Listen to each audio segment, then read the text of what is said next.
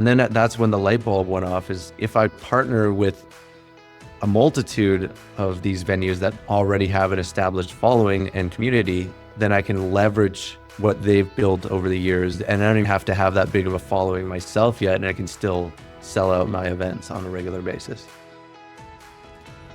Well, hi there, and welcome to Side Hustle Hero, the podcast that inspires action and helps you to grow your side hustle into a thriving income stream.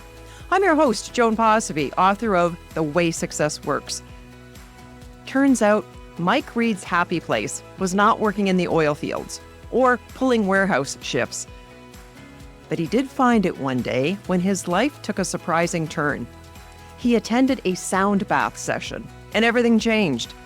Not only did the experience resonate with him mentally, emotionally, physically, and spiritually, but as he discovered, being a sound healing facilitator can also be quite lucrative. There are the private events that you can do for a flat rate.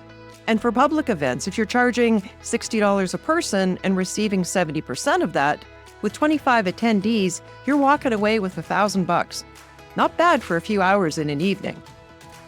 Mike explains those numbers and more behind his sound healing business and what to expect if you're starting your own.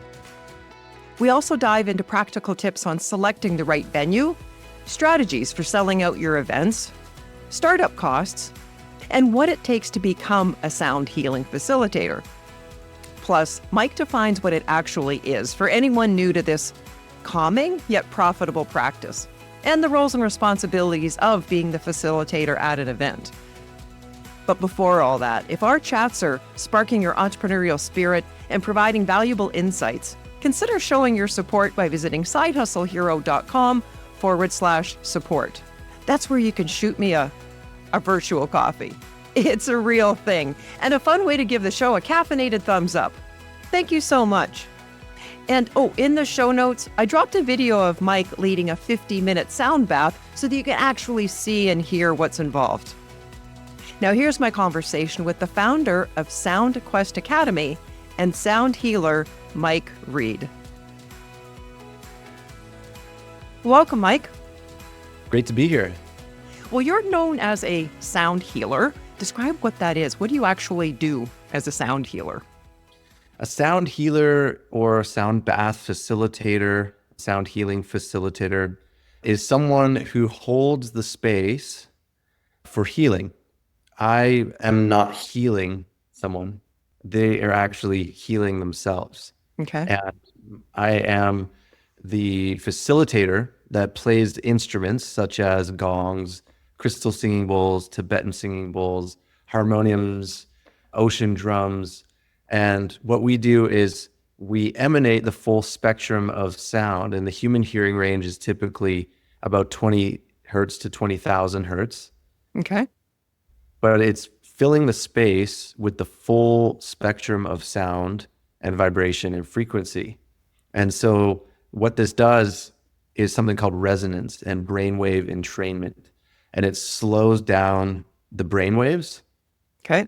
So in what we are in right now, the beta brainwave, our waking consciousness, task-orientated, waking consciousness is called the beta brainwave. And what the full spectrum of sound does is it entrains those brainwaves and starts to slow them down. And when the brainwaves slow down, that means that you are entering into a place of theta brainwave or delta brainwave. Okay. So you're kind of in a sound bath, you're oscillating somewhere between the theta brainwave and the delta brainwave. And this is another way of saying theta brainwave is another way of saying meditation. Okay. That's the brainwave of meditation.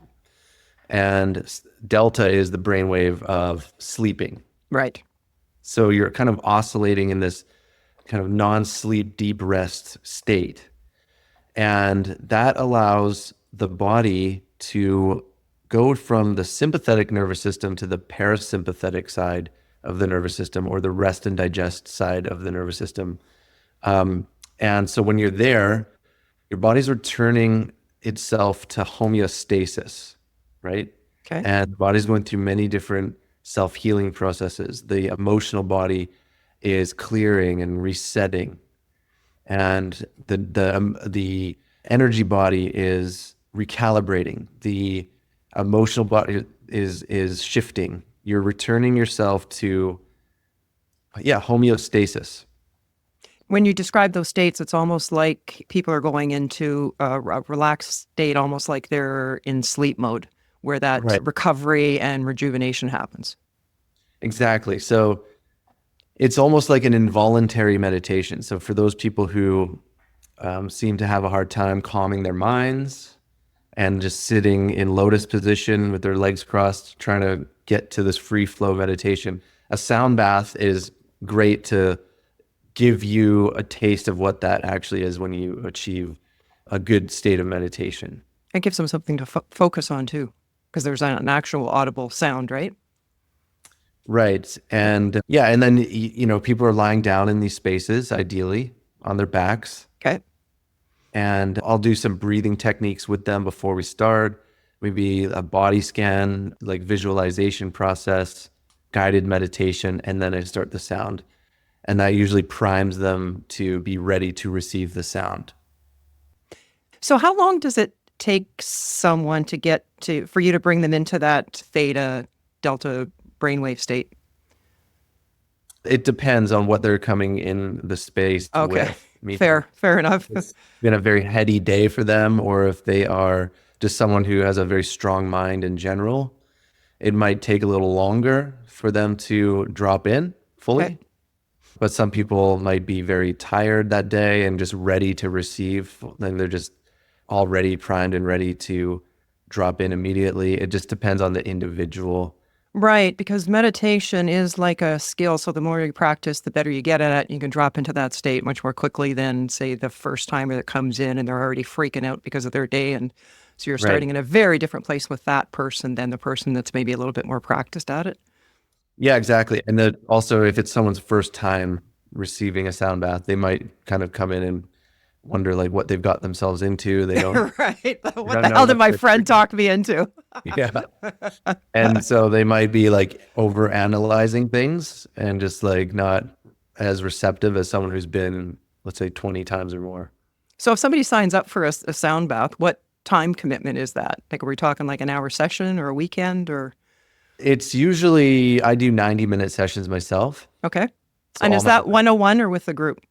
I always just do groups. Yeah. Okay. Yeah. So we're talking about a side hustle, and in terms of like your time in for dollars out.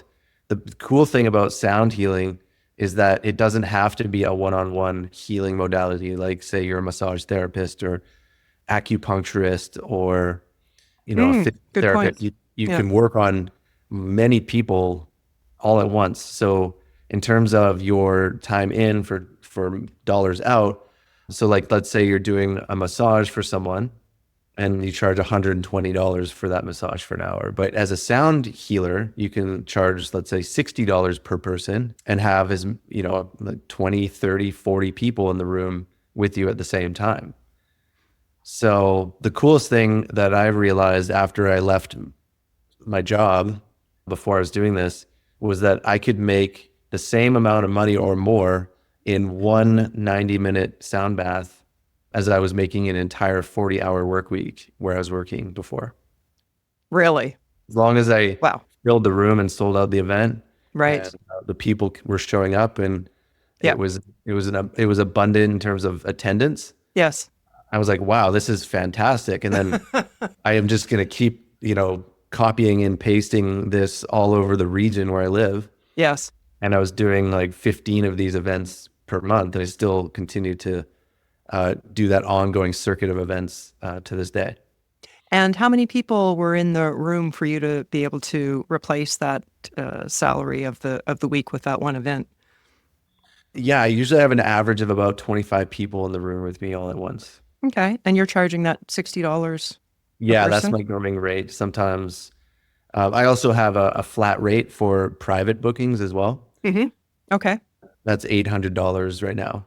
Per sound bath session if people want to book me for a corporate event or a private in-home experience or a wellness retreat and that sort of thing.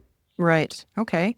So walk me through actually what happens. So if you're doing it at a group event, what would that person do for that 90 minutes? The sound healing facilitator would set up the space before people arrive, Hmm. ideally. I usually partner with yoga studios because there's a really good synergy there. Okay. And Oh, yeah. Yeah, because they already have the facility. Yeah. they have the physical space, Yeah. and they also have a community of people that are already interested in meditation, holistic healing, wellness. And really what we're doing is the best part of yoga, which is shavasana. If Yes. you're I can yoga. do that part. Yeah. I'm like a shavasana specialist. And So for people who don't know what that is, define it in a line or two. it's also known as corpse pose. It's the final resting pose after a sequence of yoga asanas, yoga poses. Hmm. So by the time you've done a 60-minute yoga class, especially if it's like a hatha flow class where you know, you're pushing your body to some limits and stretching and holding Yes. poses and sweating, finally you get to rest and you seem to go into this altered state of consciousness a lot of the time after all that the chemicals and the blood flow and the movement of the breath and everything. And then when you finally hit this shavasana position, you are basically touching into some kind of other dimension, it feels like sometimes. Yeah. So what would the attendee feel? I imagine for that 90 minutes, for the most part, they're going to be lying down on a yoga mat or something. Mhm. Yeah. Yeah. Just in a sentence or two, what do they go through? What are they feeling? They can go through a whole variety, a whole spectrum of things, Okay. right? It's not just one experience for everyone. Okay. It's if they have some things that need to move in their nervous system, they might experience some involuntary movements as they might have not been in that parasympathetic state for a long time. Right. But it might be this sort of like kind of fight between the parasympathetic and the sympathetic going back and forth, and that can cause movements. I've seen that. It can bring up sedentary emotions in people. So you can Sure. have an emotional release in there. I've seen that. Okay. You can have people just completely fall asleep. In fact, every single event, there's someone that falls asleep. I actually have to Sure. mention before it starts what to do about the snoring Yes. because guaranteed pretty much because like I said, it induces that delta brainwave. Yes. And so, yeah, people can fall asleep. So do you have an assistant that goes around and wakes people up to quiet the snoring, or No, what I how do you do is deal I with get that? people to basically manage that amongst themselves in the group. Okay. So what I say is before we start, if the person next to you might want to introduce yourself to your neighbor, and if the person next to you falls asleep and begins to snore, I just want to get everyone to agree that you have permission to just wiggle that person's Yes. hand or give them a gentle nudge so that they come back up to more of a meditation rather than the deep sleep and snoring. Yeah. How big is this industry? It's growing. Really? It's really, really growing, and it's amazing to see how many people are now interested in receiving sound healing and Okay. also becoming sound healing facilitators themselves. Like my academy now that I have, Sound Quest Academy, I'm blown away by how many people want to sign up and join my course because whether it's something you want to do as a full-time career or something, it's a perfect side business to do. It's really great for that, you know. So So what's involved for someone to become a sound healer? I'd What are the say qualifications? What do they need you to don't go need to through? necessarily be a musician. I think having an understanding of obviously what sounds good and aesthetic and pleasing to the ear is Okay. important. I would say repetition and consistency. So when I first started, how I first started was I started to acquire instruments and I was just doing sound bath sessions one-on-one with my friends, family, acquaintances for free. Sure. I was reading books. I took a couple of courses. I also have a musical background, so that helps a lot. But I would say you don't need a musical background, but it does help if you understand music and playing instruments. And then so through that repetition, I guess that was like my research and development phase. Okay. And started to get my reps in over and over. And after many, many months of practice, I felt somewhat ready, not fully ready. And maybe this is something I'll touch on later is just like before you're ready is actually kind of a key ingredient to success. So even before I felt fully ready, I went out and I booked my first public sound bath event for a group. And I was very, very nervous. And I set up a landing page to sell tickets. Okay. And I think the very first one, I think this is like 6 years ago now. Okay. The very first one, I was so nervous, and I had Oh, yeah. Oh, I can totally relate. Yep. and I had this like script printed out. Then I was like reading off of the script. I had like the timing of each instrument, how long I would play each instrument. I was like total beginner, right? And pulled it off, and learned so much just from doing that, taking that first step. And that gave me a bit more confidence. And then I just kept it going. And then over time, fast forward to today, I've done hundreds and hundreds and hundreds of these sound bath events for thousands of people now. And now it's just like, I've reached that level of unconscious competence with it. Mm-hmm. Yes. Right? Yeah. And confidence that whatever comes up in the room, you can deal with, even if it's something brand new. You've got all 100%. that experience behind you. But going back to that first one, how many participants did you have? I think 10 people showed up to my very first one. And how did you do that logistically, or what was the sort of the business setup for that one? Did you partner with a yoga studio for that one as well, or? That was actually knew a friend of mine who owned that space. It wasn't a yoga studio. Mm-hmm. It was a friend of mine who just had like an office for different types of practitioners. Okay. And then they had this kind of main room in that office space. Right. That fit about, I think 23 people could fit there lying down. Right. So they gave it to you for free or low cost? Very low overhead. Yeah. Yeah. And Nice. that was sort of my my stomping grounds for all this. And how did you market that one? I was at that point, I was like going around that area, that neighborhood, and putting like flyers up in like coffee shops and posting on Facebook community groups related to that part of town. Right. And I created an Instagram and Facebook page. And I was surprised, to be honest, that The response. even 10 people showed up at that point. That's pretty good for first time. Yeah. Yeah. But then what happened is I had another friend who owned a yoga studio, like a proper yoga studio. Mm-hmm. And this is what I learned from that next experience. My second venue was a yoga studio that had been established for, I don't know, 15 years or something like that. And so they had built up their own community Mm-hmm. Yes. and a big following. And they had a lot of people like on their newsletter, a lot of people coming in and out of the studio. And so when I did my event with them, it was sold out immediately. Wow. Because and how many was that? 20 or? There's over 50 people in the room lying down. Nice. For those events at that second location. Yeah. And then that's when the light bulb went off is like, if I partner with a multitude of these venues that already have an established following and community, then I can leverage what they've built over the years. And I don't even have to have that big of a following myself yet. And I can still sell out my events on a regular basis. Mm-hmm. So what did that look like as far as an income split with the yoga studios? Usually I do 70-30 split. So I keep 70%. Okay. And give the yoga studio or venue 30, because instead of a flat rental rate, because what happens is if you cut them in on the revenue, they have more incentive to make the event successful with you. Yes.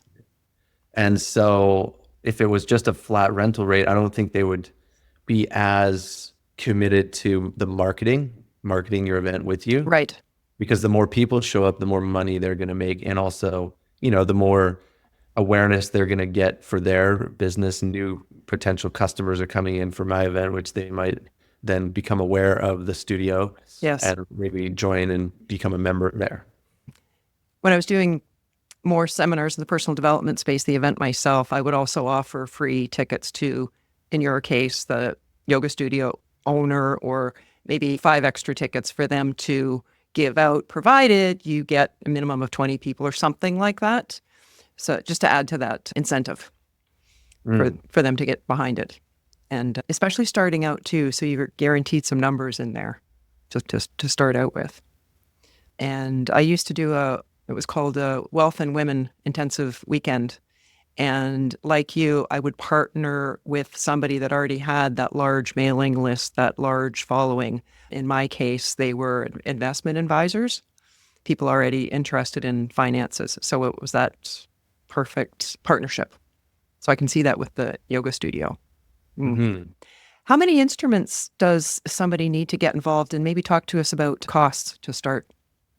Right. Yeah. Well, the good thing about this business model is that you really only have to invest once in these instruments, Okay. and you don't have a lot of overhead costs, ongoing overhead costs, because it's kind of a pay as you play system, right? True. Yeah.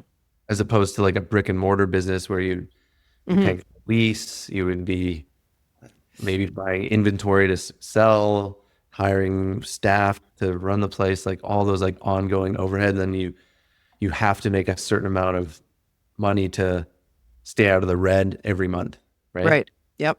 Whereas this, it's like, there's an upfront investment for the instruments, but that's it. I mean, as long as you Right. take good care of the instruments, Hmm. then you don't Yeah. have to continuously buy more to run your business. I know it's going to depend on where a person lives and where they're sourcing it, but just approximate. Yeah, I think I've spent a total of like just $8,000 or $9,000 over the last 6 years. Hmm. But initially, I think I spent about $1,600 on a gong and a gong stand and gong mallets. Okay. Maybe $1,000 on crystal singing bowls. Hmm. About $150 on a shruti box. So yeah, I would say like $3,000 to $5,000, because some sound healing instruments, especially gongs and good quality crystal singing bowls, Yes. they're not exactly cheap to buy, Correct. Yep. but it's worth the investment if you figure out the systems necessary to make that investment back relatively quickly. And that's what I teach in Sound Quest Academy, is how to turn this into a business. So that's what my academy is all about, is condensing all my years of doing this Hmm. into 12 modules in my course. They're going to have to spend some time with these instruments to get really proficient at it. I would say you definitely want to know your craft well. Yeah. Yeah, exactly. Get a level of proficiency dialed in, Hmm. really understand what you're doing and what you're talking about, because there's no Yes. governing body that manages qualifications of sound healers, unlike massage therapy or chiropractors or that sort of thing. Sound healing, it's really up to us to understand what we're doing, what we're talking about. And that requires reading about it, practicing it, repetition, consistency. Right. And that's where those referrals and recommendations and reviews really come in handy, because there isn't a qualification body that's overseeing it. So they're going Right. by Whenever you word of see like a mouth. And sound healer certification course, yes, it's really just someone's imagination that came up with. got it. Well, as someone who made a living as a speaker, being hired, but also producing my own events, I know that there's a ton of preparation behind the scenes that people don't see to make an event run really smoothly. So, for the benefit of those who don't have that in their background, walk us through kind of a day in the life of one of your events. From the time you show up, how far in advance are you there? Are you doing this alone? What are you paying attention to? Take us behind the scenes, if you would.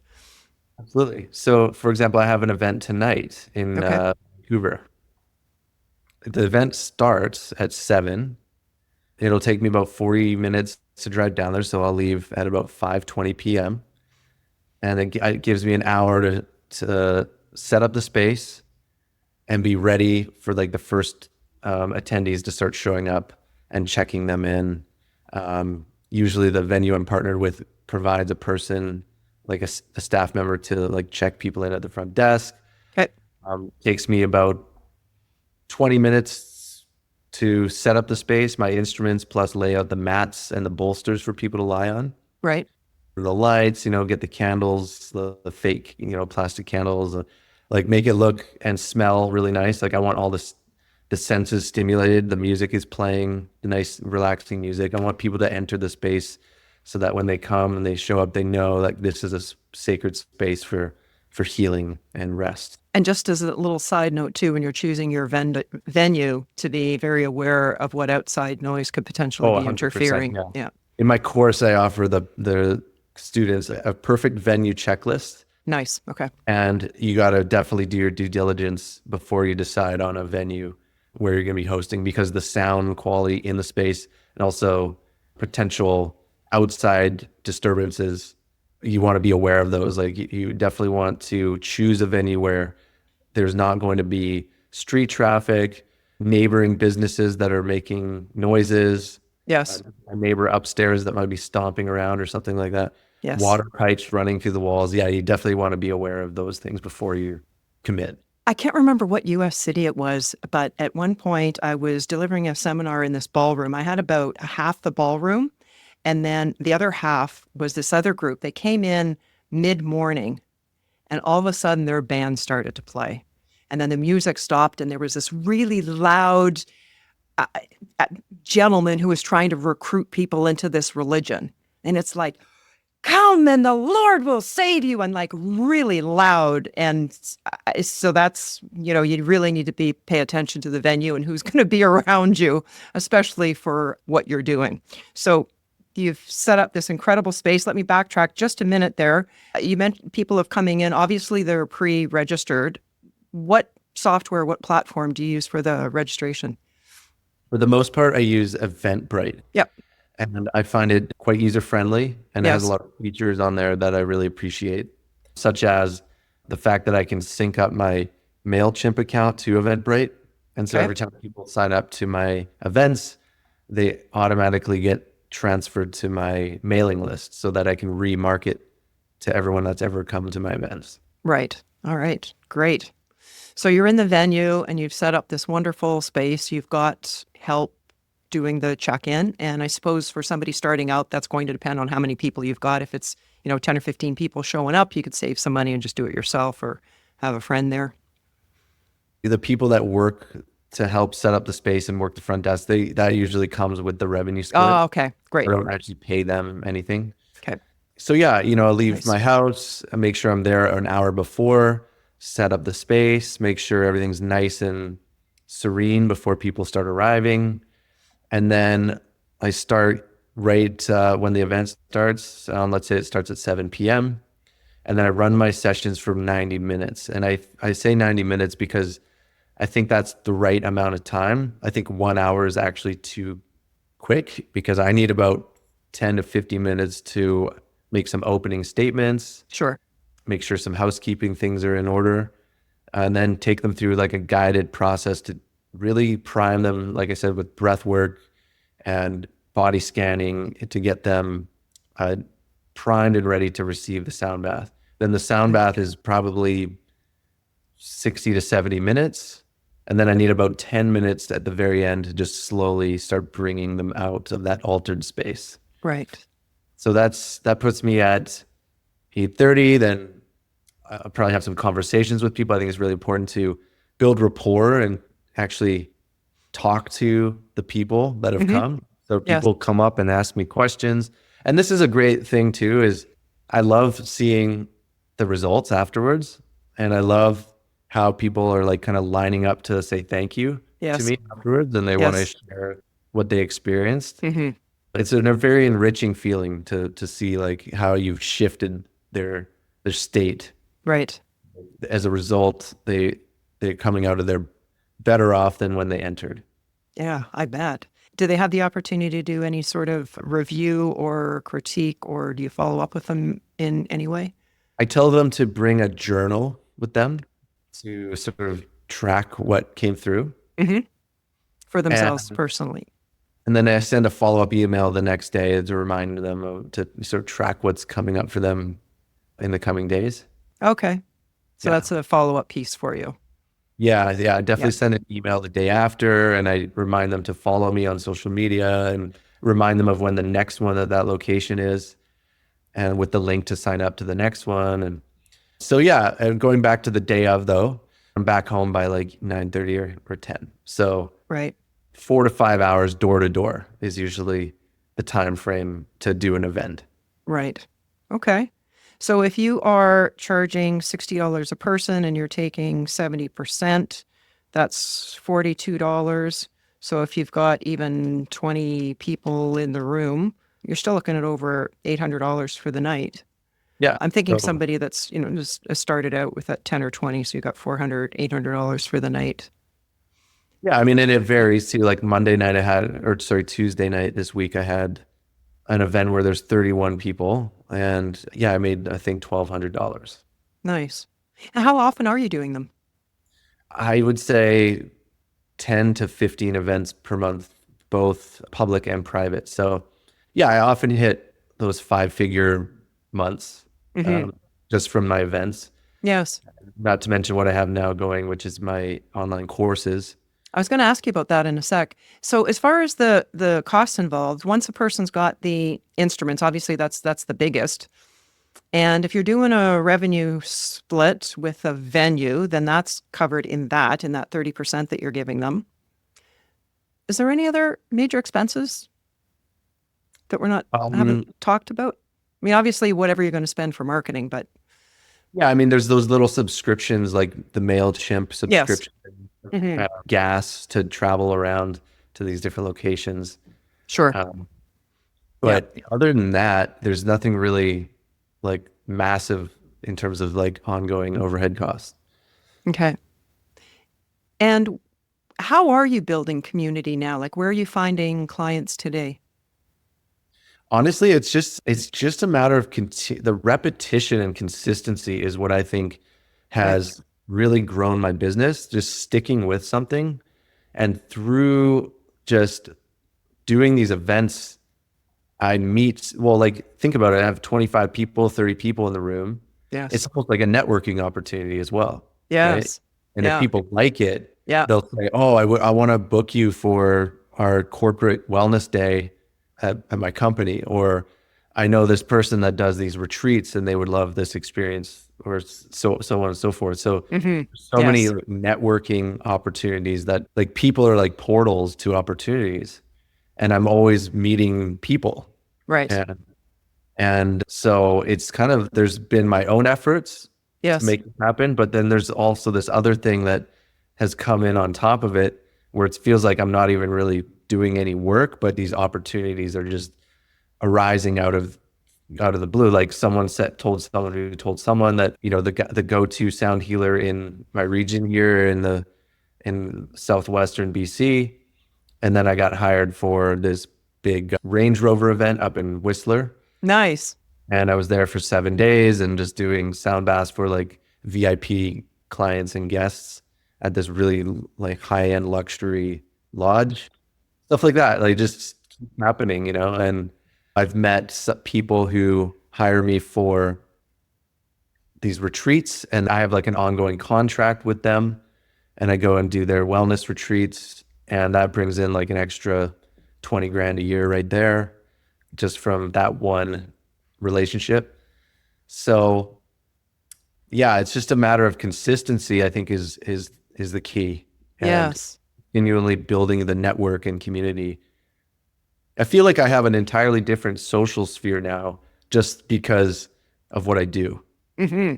Definitely. And so, for somebody starting out, don't be disappointed if that first sound bath that you do maybe has 5 participants, because one of those 5 could be somebody really key that continues to open up doors for you, that becomes a real Exactly. fan for you. So Yeah, I you, kept showing up even when I had events that only had like 4 people signed up. I would still go and do it anyways. yeah, yeah, and you do it. You'd put as much energy and thought and preparation and everything if it were 400 or 4,000 to provide that service for those 4. Yeah, and in like 3 weeks, I'm going to be doing the largest sound bath I've ever done in terms of how many people are coming. Hmm. I'm doing a group of 500 people for a sound bath. 500. Yeah, pretty Very wild. nice. Wow.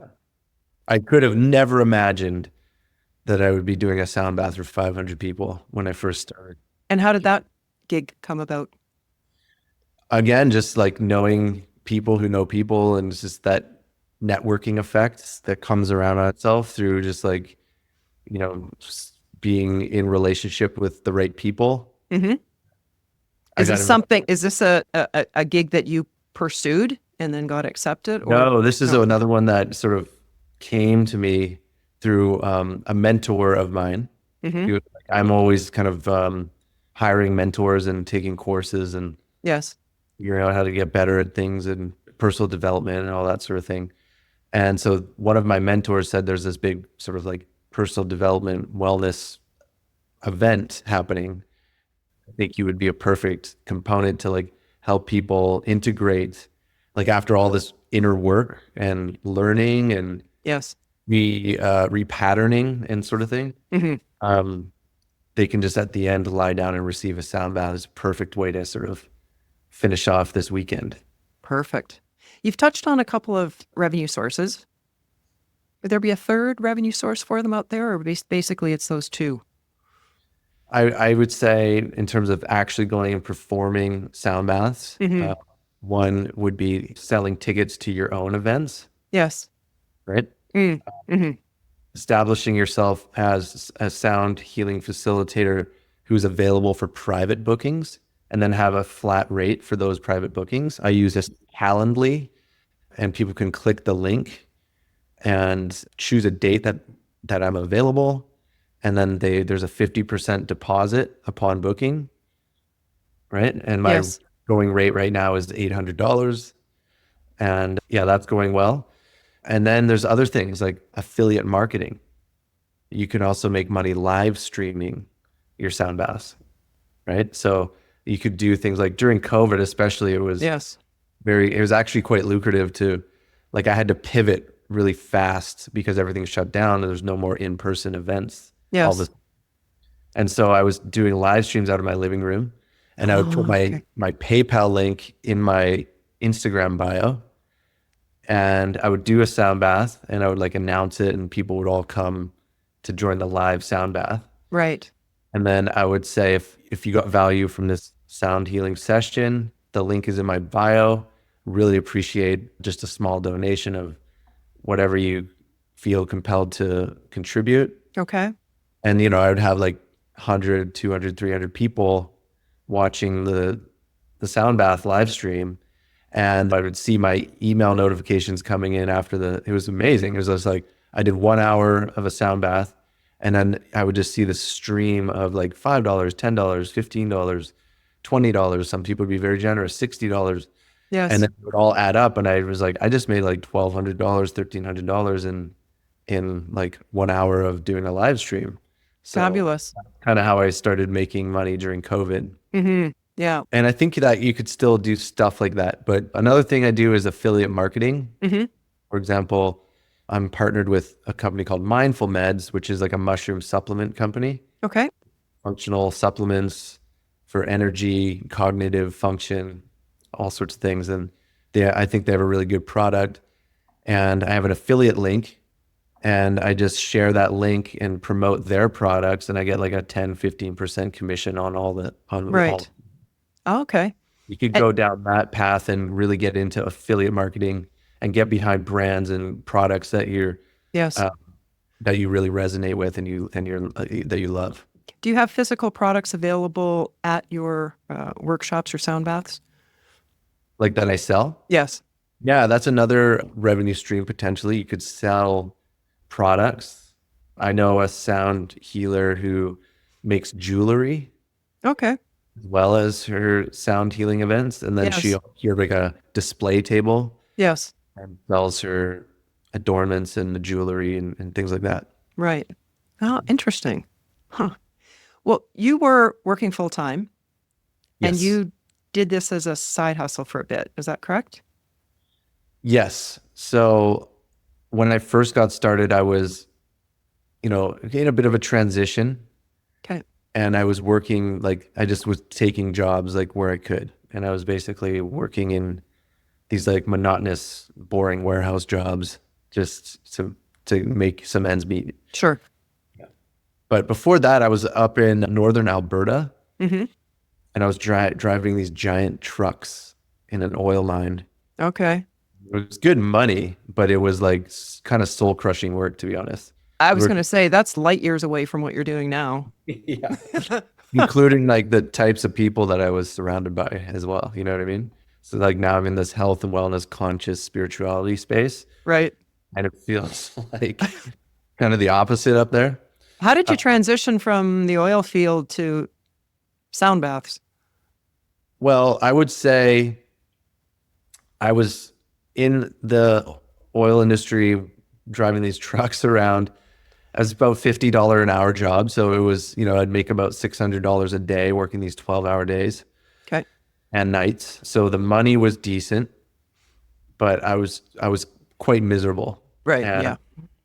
and on my days off, I was like escaping with alcohol and really like not well inside myself. And so that's actually that part of my journey was kind of a catalyst to get onto the path of healing and wellness and learning how holistic wellness practices like yoga, sound healing, plant medicine.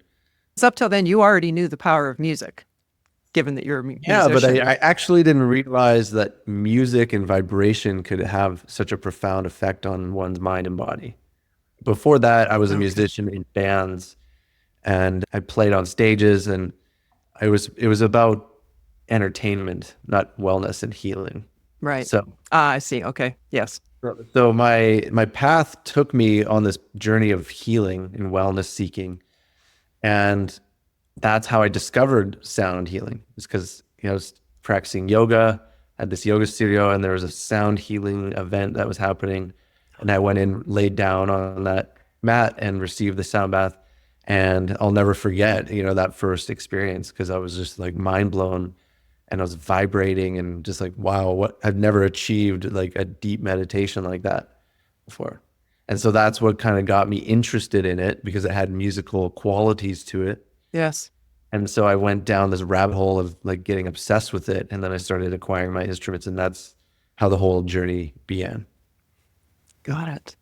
Well, for someone listening to this thinking, this could be a fit for me as a side hustle, what's the biggest hurdle or challenge do you think that might trip them up in trying to launch and grow this as a side hustle?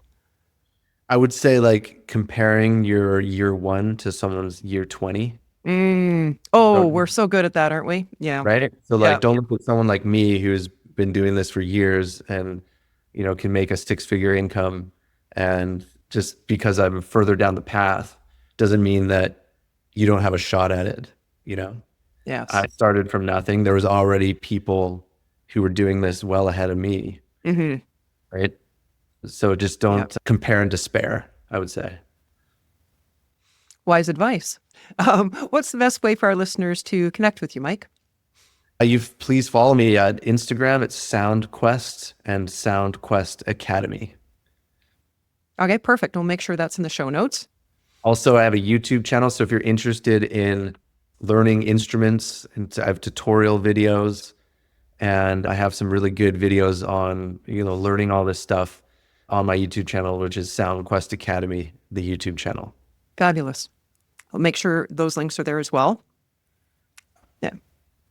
If you want to learn more about how to turn this into a side hustle, I have the perfect course for that. It's called the Sound Healer Business Blueprint. Okay. So the Sound Healer Business Blueprint is the full A to Z, everything you could possibly need to turn sound healing into what you do either as a side hustle or a full-time career. And how long does it take someone to go through the course? It's an evergreen course, Okay. but you will have access to me directly, so you can book one-on-one coaching calls with me as you go through it. Nice. Also a Facebook community of sound healers from all around the world.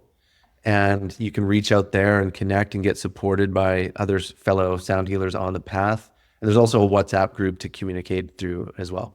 Great. And what's the website for that? And that's soundquestacademy.com. Perfect. Fun for that guidance throughout the year. Yeah. So what's your best tip to inspire others to start or grow their side hustle dream?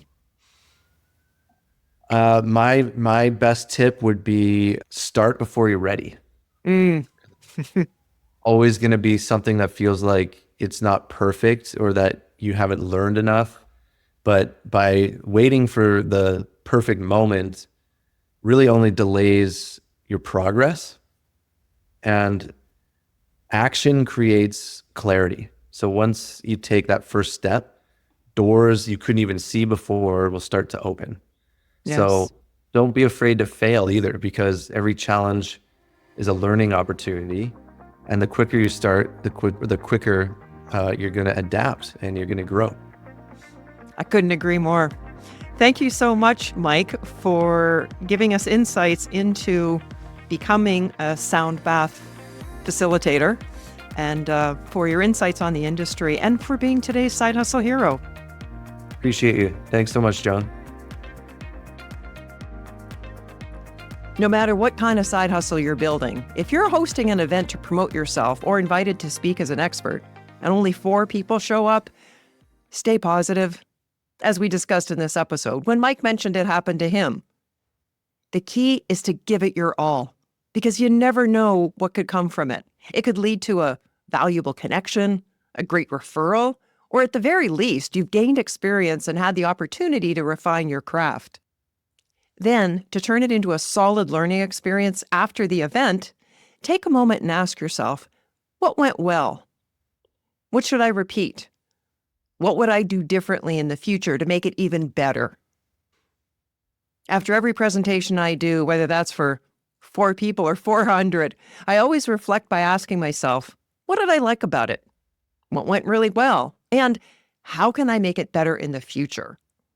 And I'm considering everything from logistics and the overall flow of the event to my personal performance. For example, when it comes to addressing people's questions, sometimes I feel like I really nailed it. And other times I think, okay, I can do that better. So I ask myself, if a similar question were to come up in the future, what would be a more effective response? What content could be more helpful for me to provide? That allows me to deliver an even better presentation next time. This approach to every learning experience helps our confidence grow because we keep improving that little bit each time around. And every step, no matter how small, brings us that much closer to achieving our side hustle goals. Well, that's a wrap for today. You'll find links to Mike's website and the full show notes, including his sound bath video, at our website, sidehustlehero.com. If you're enjoying what you're seeing in this podcast, it would be so appreciated if you would take a moment and add your comment, share the episode, and please subscribe. It'll let others know that there's valuable content here to help them start or grow their side hustle. Thanks for watching, and hustle on.